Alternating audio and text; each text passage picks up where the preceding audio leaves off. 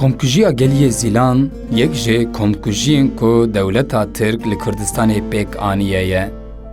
Mixabin di vê komkujiyê de jî hovîtî û dermirovahî di asta herî jor de bîye.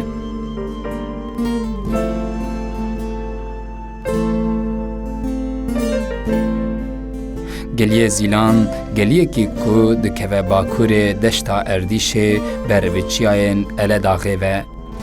Li derdora 15-20 kilometre dûrî bajarê Erdîşê di navbera Erdîş û Giyadînê de ye û girêdayê bajarê Wanê yê Bakurê Kurdistanê ye. Di tirmeha 1930 de leşkerên Tirk êriş dibin ser gundên Geliyê Zîlan û komkujiyek mezin pêk dînin.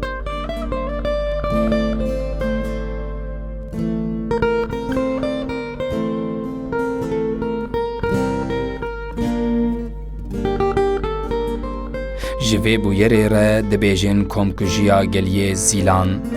Li gorî Rojnameya Tirk ya Cumhuriyeta roja 16 tirmeha 1930 li Geliyê Zîlan 15,000 kes hatin kuştin.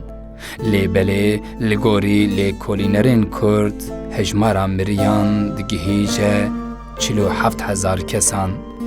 Lêkolîner dibêjin ji nav eşîrên Ademan, Spîkan, Zîlan û Hesenan jî 108 gund, 47,000 jin, zarok, kal, pîr hatine berhevkirin.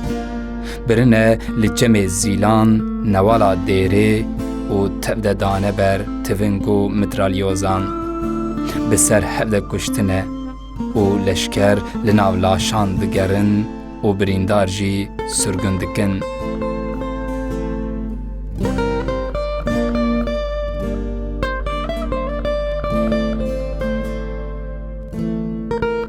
Piştî têkçûyîna serhildana agirî bi hezaran kes li Geliyê Zîlan tên kuştin, ên ku dimînin jî têne sürgün kirin.